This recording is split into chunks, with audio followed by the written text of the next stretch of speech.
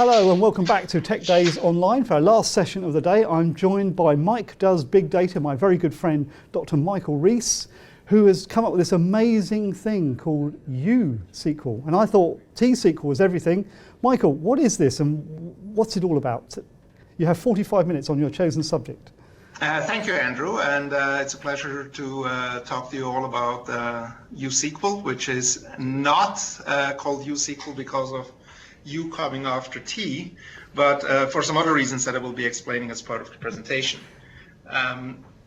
My name is, as we got introduced, Michael Rees. I'm a principal program manager in the Microsoft Big Data team, and you can reach me on the Twitter handle and on the email address that you see on the screen here.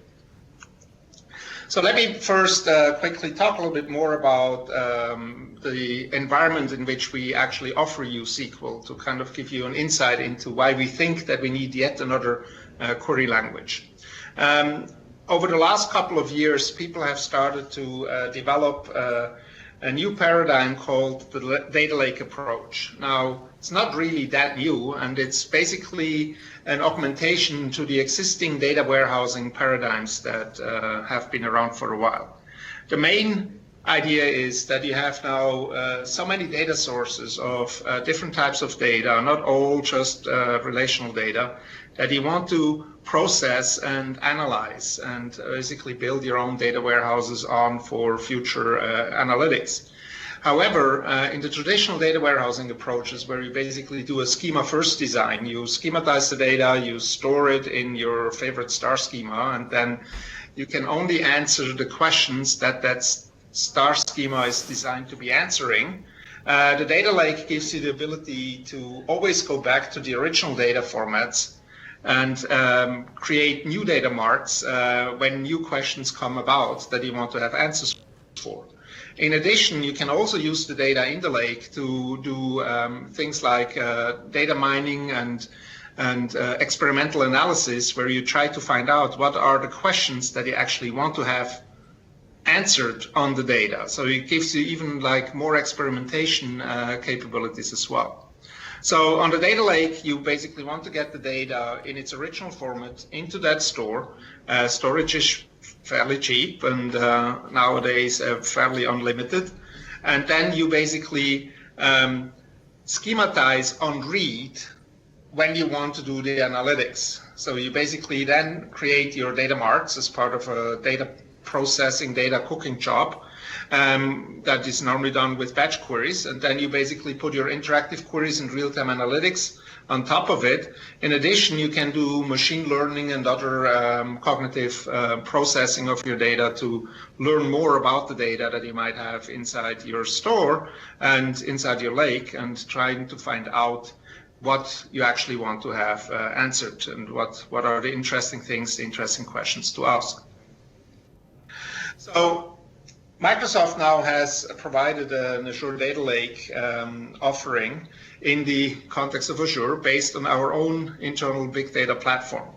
And obviously our goal is to make the big data processing easy, that we can perform analytics on any data at any scale and size, to make it very easy for users to get productive on day one, but then also be able to be productive at day 100 when you have to go and operationalize and debug and performance tune your analytics part, and provide you with a lot of enterprise level features such as integration into Azure Active Directory for doing permission checking, etc.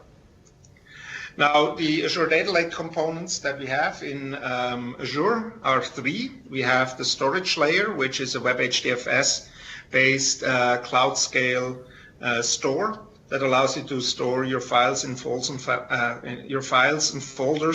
You get Web HDFS APIs, so you can connect to it from other Web HDFS clients as well. It's integrated with OAuth and with Azure Active Directory for authorization and authentication. Then on top of those, we have basically two analytics services. The one service that you might already have heard of is the HD Insight service, which is our open source Hadoop cluster service that gives you the ability to do Hive, Spark, Storm, Kafka, and any of the other Pokemons in the Hadoop zoo. And then on the other hand, we have the Azure Data Lake Analytics service, which is a job-based service where you scale and pay on a per job basis. And the language that we expose there is USQL. And so just as a first kind of hint at what the U might stand for, USQL is our tool that allows us to dive deep into the data lake to basically do analytics and to do your data preparation and data cooking as well. So let's quickly take a look at the Azure Data Lake and USQL at scale. Can we do cuts or? This is all live, Mike. Oh, this is all live. Good. You've got at least a couple of thousand people watching you. Okay, awesome. I wasn't sure about that. Let's go and take a look quickly at my browser here. Let me bring that up and open a new browser.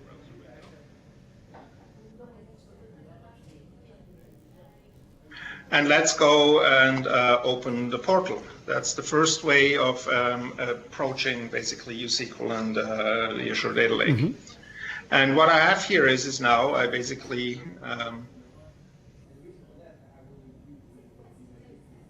have my Microsoft Azure portal, and you can see on the screen here, once it starts populating,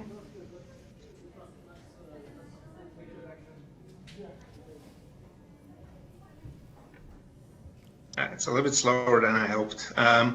You will see that I now have here a couple of new Azure Data Lake Analytics accounts and Data Lake Store accounts here. You might also see that there is an Emrys West Europe account. This is just in preparation of the launch of our European data centers coming later in this quarter. If I click on one of these, you can see kind of some additional information about my jobs. You have over here on the right-hand side, you see the job history. So I submitted apparently 2 jobs a few days ago, one that succeeded and one that failed. And there was a little bit of compute hours spent, not much. And I can go into, for example, the details of the jobs. So I can see each one of the jobs that have been running. And you can see here is a little bit more history. So I had a total of 67 jobs, 32 succeeded, 33 failed. Now, I have to say here that mostly they fail because I tried to make them fail, because I tried to do something with them to see what the system actually does. So this is hopefully not the normal behavior that you might see. In addition, then down here, you also see the details of the jobs. I can click on one of these jobs here. Let's see, this one here ran for 11 minutes. And let's see what it was doing. So first I see this job view here. It tells me that it was operating on some files, and it apparently operated on those files in parallel. What you can see here, if you go into the job view here, and then it did some aggregation at the end. And if I look a little bit more at the details here, I can take a look at the script, for example, and then I open the script, and then you see basically your first USQL script. Now, this one was using some code generated in a code behind file, which we'll see later. So there's a lot of automatic assembly registration done. And then this was an extract statement that was extracting over 1,000 columns, or almost 1,000 columns, over some file set with a special extractor. I hope the company mentioned here doesn't mind me showing that. This was just a test for them showing how to do file sets, etc. And then I basically do a select star where some columns are not equal to each other. So as you can see, it's a very simple experience here. It also is easy to get started if you are at the top of your Azure Data Lake account here. We have a couple of sample scripts that we have predispositioned here that you can use. For example, you can query your TSV files, etc. Some search log and ads type stuff. And you can also even play around with some additional extensions around cognition, etc. So that should give you a first glance at how USQL looks like. Now, the rest of the session, what I want to do is I want to kind of talk a little bit about what is USQL, why did we do that, show you the philosophy of USQL, and demonstrate you some of the power and simplicity of USQL by giving you some demos and examples. So one of the things that we've done during the time when we were doing our own big data processing within Microsoft in a system called Cosmos, which we started for Bing, but now every single business unit in Microsoft basically is using that for doing their big data analytics. We noticed that many of these use cases are not easily served by existing kind of relational processing systems, not just because of the scale of the problem, like that you have to potentially scale out to terabytes and petabytes of data, but also because you want to be able to process all kinds of data, not just relational data. You might want to do feature extractions. You might want to do complex attack pattern analysis over web logs and potentially other data sources that you might get that all have different types of formats underlying it. And you always want to do that with some custom proprietary algorithms that you might not be able to easily express using SQL language.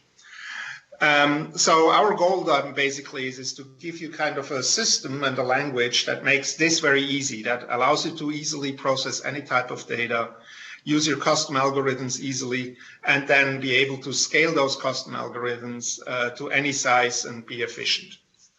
So if you look at the existing SQL landscape for big data, such as Hive or SQL MapReduce and some others, the nice thing about those languages is that they are declarative and therefore give you an abstraction that hides the scaling and parallelization from you. So you basically just say, apply this query to this data, and the system kind of auto scales it out to the data size that you have. On the negative side, though, is that the extensibility is often an afterthought on those languages, and they're bolted on and not native. It makes it very hard to operate on them and to add your own custom extensions. As an example, you have to go and patch your Hive server if you want to add a custom aggregator. That's not something that is easily deployable or can even be done by a normal programmer. That's actually something that your Hive Hadoop administrator will have to do for every time he wants to basically bring up a Hive instance. On the other hand, you have programming languages for big data, such as, for example, MapReduce paradigms, libraries, up to things like Spark, where you start out with a language and then have link-like extensions in them. But you're basically starting out with a language that is very easy to extend and write custom code because you are writing C#, Scala, Java, etc.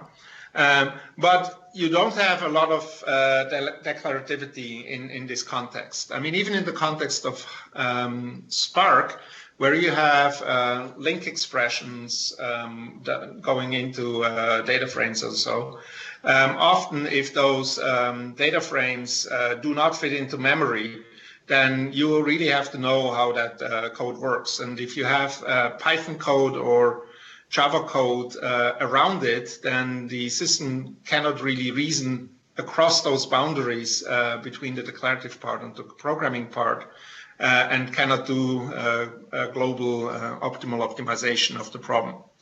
So other problems is if they start adding SQL, it's normally just a string, and you don't have any tooling support with IntelliSense or anything like that. So USQL, we think, is giving you the benefits of both. It gives you the declarativity of the SQL language and the extensibility that and ease of use that you get by using a familiar programming language as the way to do your extensibility, and then have constructs in the language that allows you to very easily scale that out over the data that you have.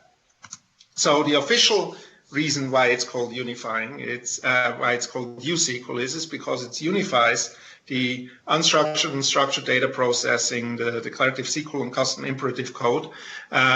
Currently, primarily built in is C#, but we also have ways for you to call out into Python and R and some other languages as well. And we also give you the ability to actually unify querying over local data and remote data living in other environments as well. And we'll get into that a little bit on a subsequent slide. So to continue the origin of uSQL, uSQL obviously didn't get invented out of the blue. It has a little bit of a history behind it. First, it evolved out of Scope, which was our own Microsoft internal big data language. While they, as all internal languages, have a lot of like ad hoc decisions and ad hoc designs to make a certain use case work for a certain customer internally, we had to clean the language up and make it a language that we can be proud to share with external customers. So that's basically what uSQL became. Now, Scope already gave us the SQL and C# integration model that we now have cleaned up and improved on. It also gives us the optimization and scaling model that we are using in uSQL. And just to kind of show you how that kind of scale and optimization works, we have currently inside Microsoft over 100,000 of jobs daily running Scope queries, and at some point in time there will also be uSQL queries joining that. And they are operating over several exabytes of data that is stored inside our big data system. And some of these jobs touch like 1 petabyte of data or so. So there's a really big scale capability there that is being run. Then we also looked at other big data languages, just as Hive. So Hive basically gives us complex data types, maps and arrays. We also are looking at aligning the data formats. For now, we have aligned with the text formats, so CSV formats, that we have a way of reading the null escaping inside a Hive CSV file and vice versa. And right now we are working on integrating with some more complex formats such as Parquet and ORC. We also looked at T-SQL and ANSI SQL. Primarily, many of the SQL capabilities, such as the windowing functions, the metadata model, etc., pivot, unpivot, we kind of want to kind of provide in uSQL in a familiar way, so that if somebody comes from a T-SQL background, for example, it's going to be fairly easy to get the hang of uSQL as well. Now, one thing I mentioned earlier is that we can do both data locally to my uSQL data store, which is in the Azure Data Lake storage account, and also some remote store places. Now, the currently supported remote store places are Azure Data Lake, both your own account as potentially other accounts that you have access to. Windows Azure Blob Store, you can write and read data from. That is obviously important if you have other tools within the Azure ecosystem or your own ecosystem that work in Azure, but only with Blob Store so far and have not migrated yet to Azure Data Lake storage. And we also give you the ability to do federated queries against tables and views inside SQL Server instances in Azure, meaning SQL Server in Azure VMs, Azure SQL DB, and Azure SQL Data Warehouse. Now, this also gives us the ability to basically access data that you might not want to move into a data lake because you kind of want to rather have the data in its original place and just want to have a virtualized view over the data. We will actually push down, for example, SQL predicates and filters and joins, etc., down into these remote sources if the query optimizer finds it useful and you as the user allow it to be moved down. There's a trade-off here between performance and semantic correctness, etc. So there's a little bit of some design choices that you can make to do that. So these are kind of at the high level what uSQL gives us. Now, I probably talked enough, so let me quickly switch over to some uSQL demo. And I will be showing you a demo where I do some analysis of some Twitter data. Now, most of the code that I will be writing, you will be able to see on this URI at our GitHub site, so you can basically go back and play around with it later yourself. So For that, I start my new instance of Visual Studio. You can use any version of Visual Studio 2013 and 15. We are currently working on integrating it with 2017 as well. That means you can even do your coding with Visual Studio Community Edition. In addition, you will have to go and download our Azure Data Lake tool for Visual Studio on our MSDN page. And once you have that, you basically can have your full-fledged uSQL development environment in Visual Studio, which includes the ability to run your uSQL code locally on your local machine as well. So let's start quickly with setting up a new uSQL project. So I go to New Project. And now, one thing that installing that uSQL tool gives us is it gives us a whole new set of Azure Data Lake templates for Hive, Pig, Storm, and uSQL, which is the one that I'm interested in. I then go and basically select the uSQL project here and create one of those. Let me say OK here. And what that does is now it basically creates a project within the uSQL application solution.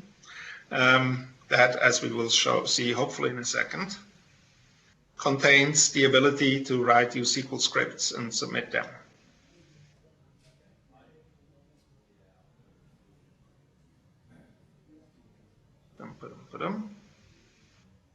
I see that it's busy.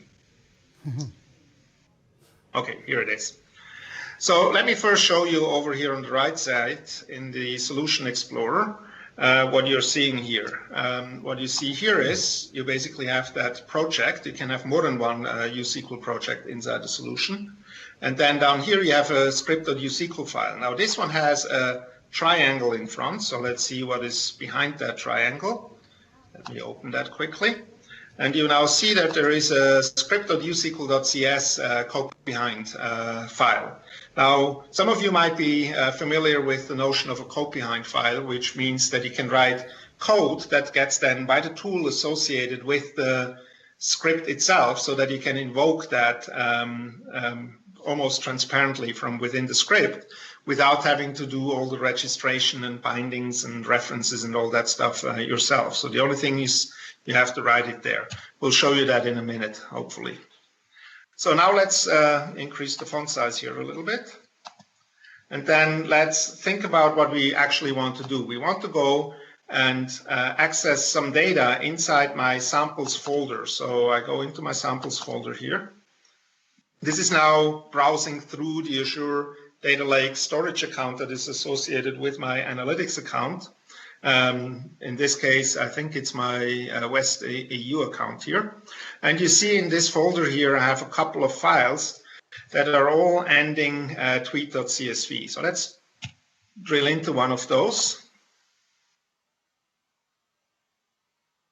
And as you can see, the format is fairly simple. I have some date, time, who tweeted, and the tweet itself. So fairly simple.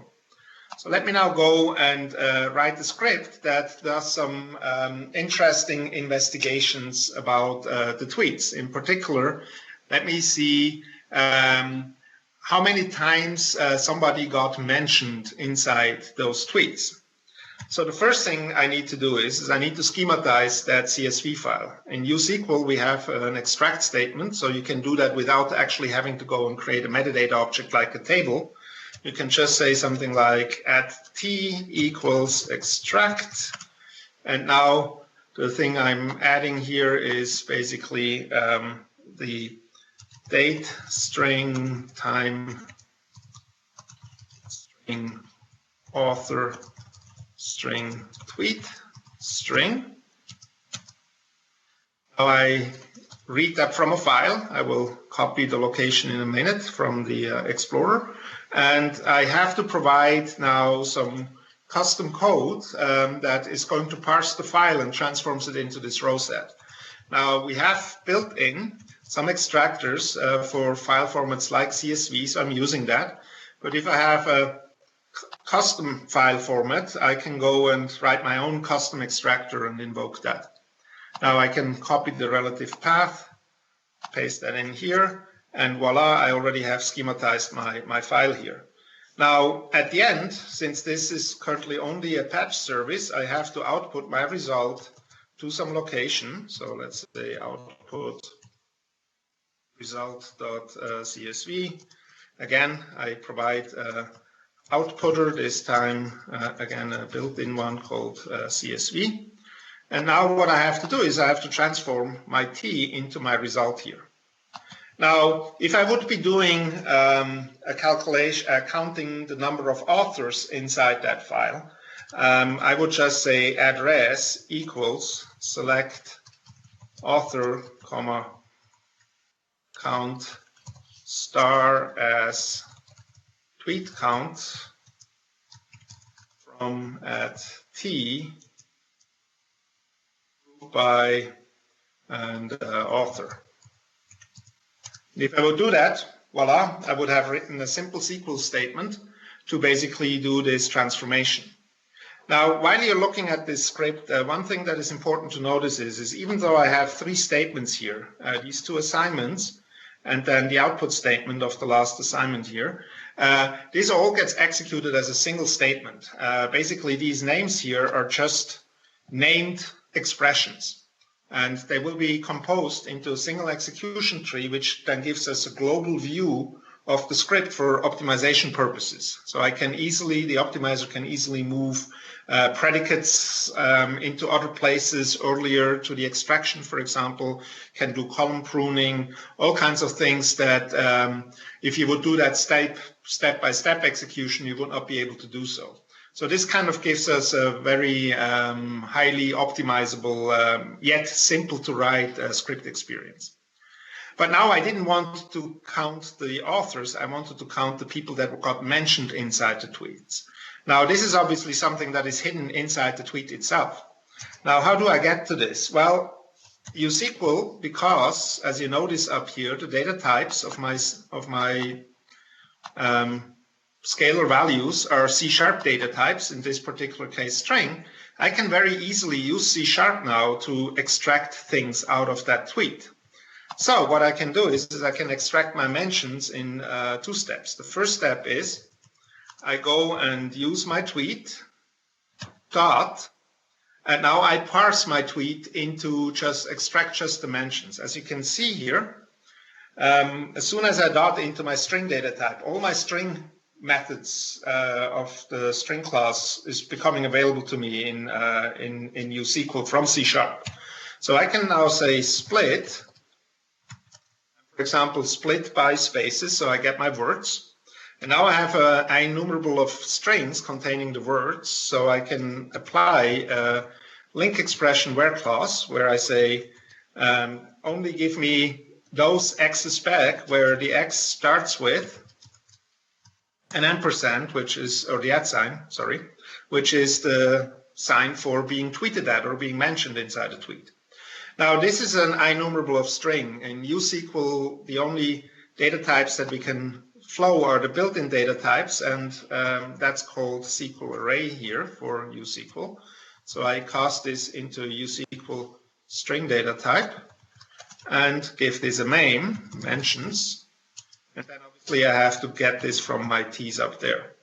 So now this @m gives me one row per tweet containing an array of all the mentions in it. Now the array might be 0 or it might contain 20 references.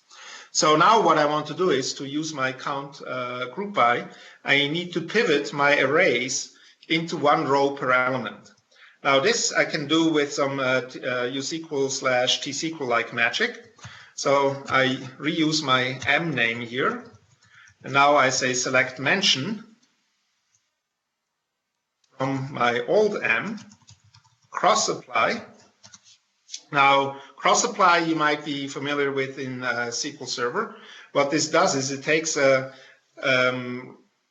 table valued expression on the right hand side and applies it for every row on the left hand side. Now, in this case, the expression I want is an explode on dimensions. As I have to give some names here. Now what this does is it basically now explodes, takes an array and pivots each element inside the array in its own row. And then the cross apply just applies it over the whole row set that I calculated up here. And now I have my row set. Now I can go and change my thing down here. So instead of saying select author count, I can say select mention count star. And now, of course, this is a mention count. And this is now from add m, group by mention. And then maybe I do my output here, order by mention count descending. So now let's submit this. I can choose different locations to submit it up here. So the default would be local. If I do my development, I probably want to do this, run this job locally first until I know that I have the right code written. And then, because of course I know that my code is correct, I will go and select the specific account to submit this to. So let me submit this.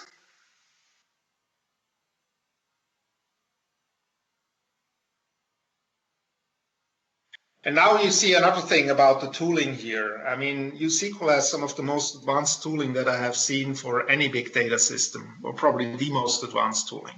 So right now what you see here is basically a job view that shows you the progress of how USQL is, the job USQL is being processed. You already see here that it goes through 4 stages. The first one is the preparation stage where we do the compilation and optimization. Then it gets put into a queue. And then once it comes out of the queue, it will be run. And then at the end, there's some cleanup happening around like stitching the files back together, etc. Now, as you can see here, this job was submitted with a degree of parallelism of about 5. This is something that you can set on submission. In the tool here, the default is 5. In this example, since I only have one file that is fairly small, 5 is probably already over provisioned. And then, oops, it's already done here. So over here, you see the job graph. Now, you can see here is my input file, and then down here is my output file. I can double click on this. It will download the file and show you the result here. And so you see here the top people that got tweeted at inside my context here. Yeah, see. And now this is a little bit older, otherwise I think Mr. Deepfat would be higher up in the list. And if you click on this vertex view, which is basically a unit that can be parallelized, you will see the local nodes query plan. Now in this case, it's actually a lot of stuff that is happening within that single vertex. It extracts with my custom extractor, with that built-in extractor from the file.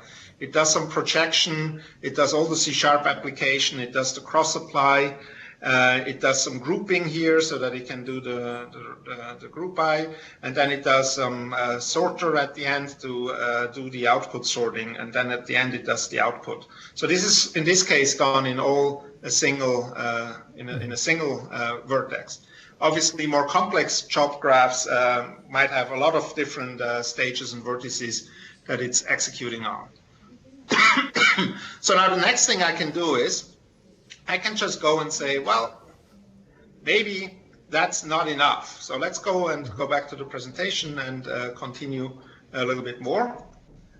So just to recap, what I've shown you here is that we basically do this automatic inlining. So you get actually a full execution graph that is a single directed acyclic graph that shows you the query. You see an example here in the slide.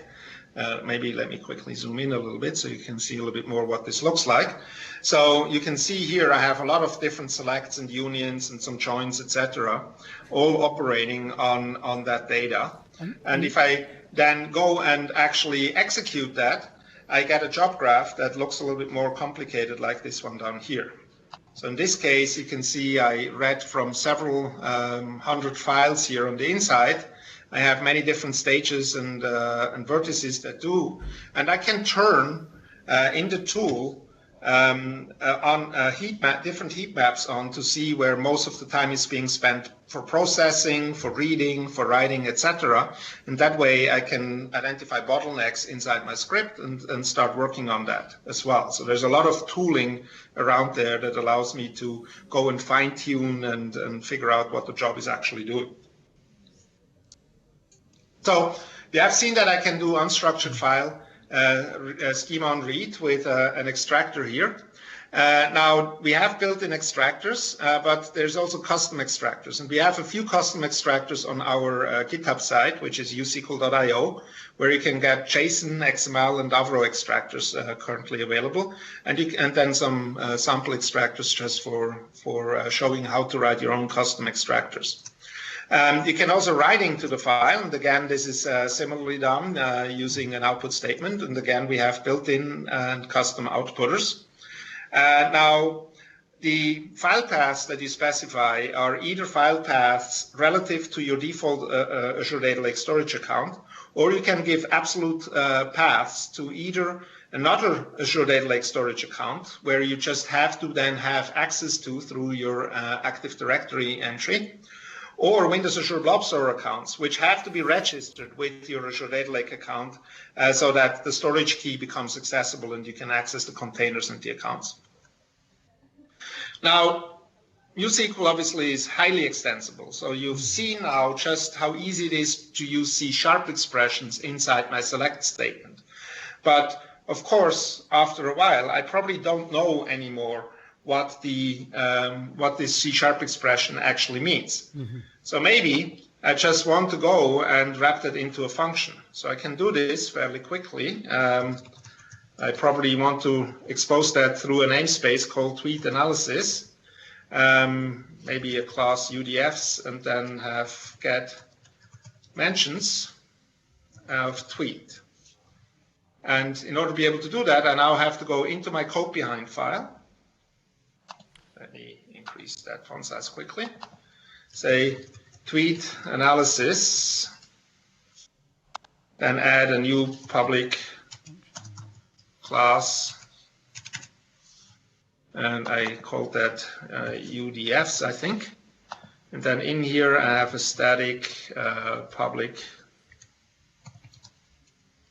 method that is called get, which is returning a SQL array of type string called get mentions, takes a string called tweet. Now I just add my return clause here. I just paste what I copied earlier, and that's it. That's my method.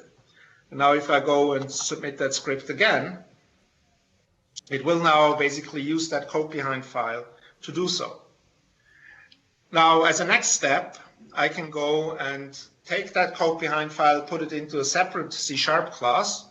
So while this is doing that, let me quickly do this. So I add a new project to the solution. This time I'm using a class library for NewSQL applications. Let's call this tweet analysis. Okay.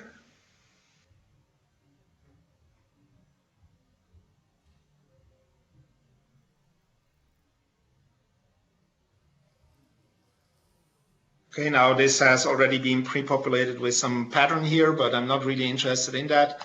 What I actually do is I go copy all of that code behind file, put that into this class here. Then I build it quickly, just to make sure that my C# is correct.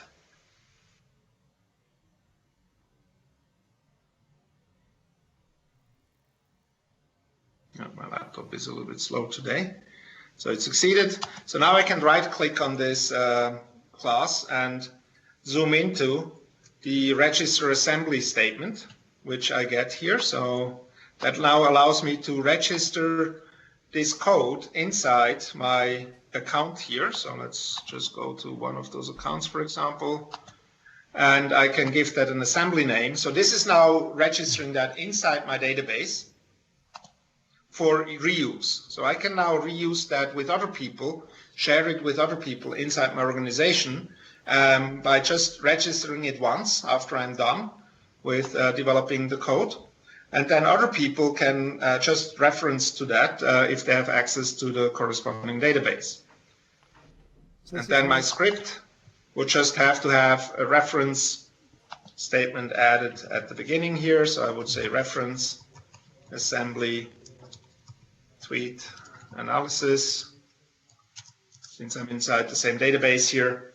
And then I could submit that as well, and it would behave the same as before, just without the code behind file. So obviously that has to be removed when you submit that.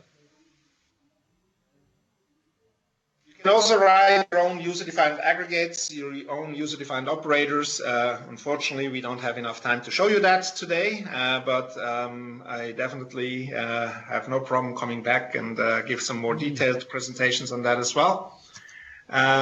So we already shown you that, the creation of the assembly, etc. You can reference .NET Framework assemblies. We have a small set of them pre-deployed, so you don't have to reference them explicitly. Others that might not be frequently used, but are still useful in some context, you can reference with reference system assembly, such as, for example, system.xml. And you can enumerate those assemblies through our SDKs, PowerShell command, Studio Server Explorer, Cloud Explorer, and the portal as well. I can show you that maybe in a second now that the registration has completed. I can go into my Server Explorer, for example.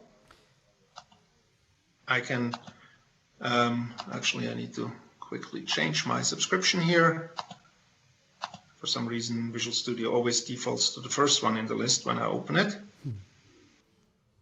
And now I can go into my Data Lake Analytics accounts. There are way too many because I am a member of some internal subscriptions that just kept me a lot here. Now, the one that I was using was called Emery's West EU. I go and open my uSQL databases down here. There's only a master database, which is the default database, and I can go and open my assemblies here. As you can see, I have a lot of assemblies registered here, including our Cognition API assemblies to do face recognition, image OCR, image tagging, etc. Key text sentiment analysis. You can all basically get the Cognition, not the Cognition APIs, but the actual code that lays behind the Cognition APIs installed into your Azure Data Lake account, and then you can scale it out over your data, be it text or images. And down here is the tweet analysis assembly that I just registered a minute ago. So let me, and then you can drop the assembly. And Visual Studio makes the registration easy, obviously, as you have seen earlier. Now let me quickly jump over the using clause here. This is just a way for you to have an easier way to write things that have long namespace names, etc. And the last thing I wanted to show you is you can now scale this out over more than one file.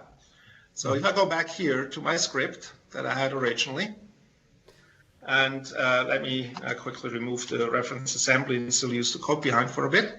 I can just add a wildcard here. So I can, for example, say star, and then I operate on all the files that end in tweets.csv, or I can even give this a name and expose this as a column. Origin stream, and then I can, for example, put a predicate down here that says where origin in, and I might say, I don't know, Mike does big data. I think another one was M. Winkle, and maybe IC. And now what happens is when I submit this script is that it will look at all the files, but it will be only reading from the files that satisfy the predicate. So you should see now 3 files that it reads from. And obviously, because I scale this out, it will be reading from them in parallel.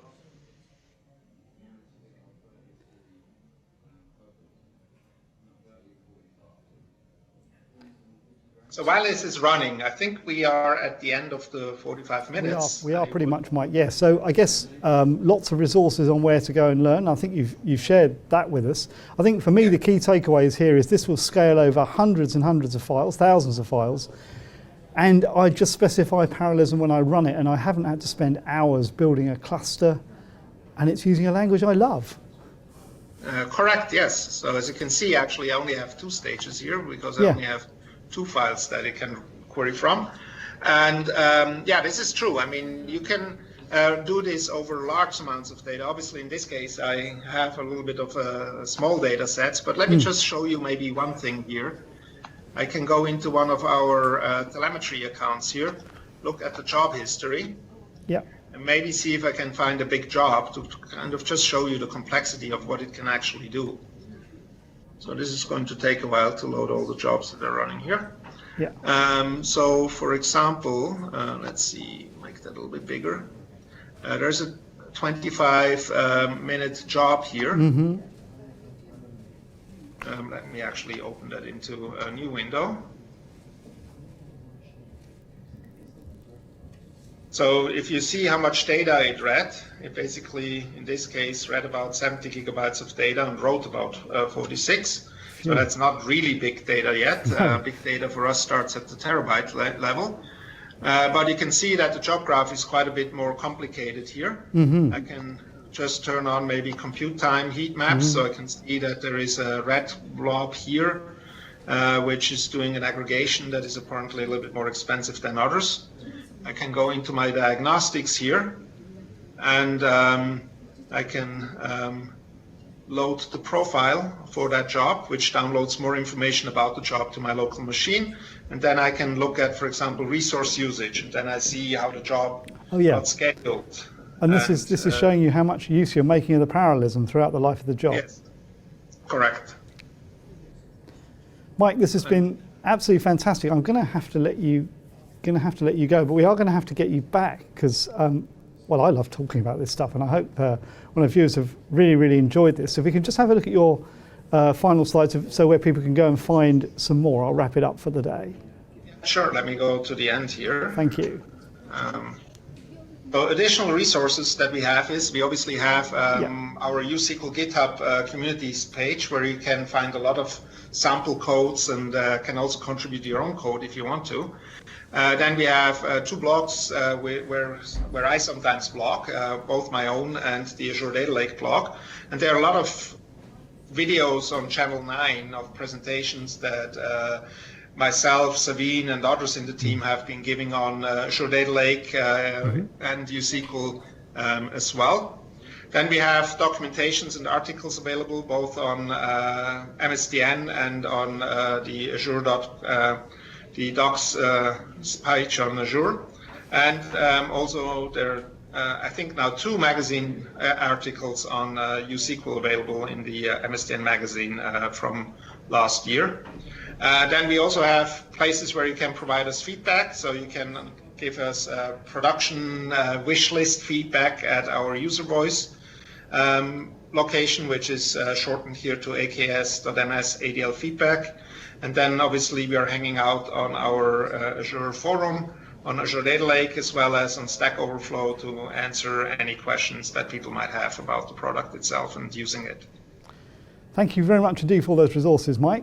And I'm going to bring today's Tech Days Online to a close now.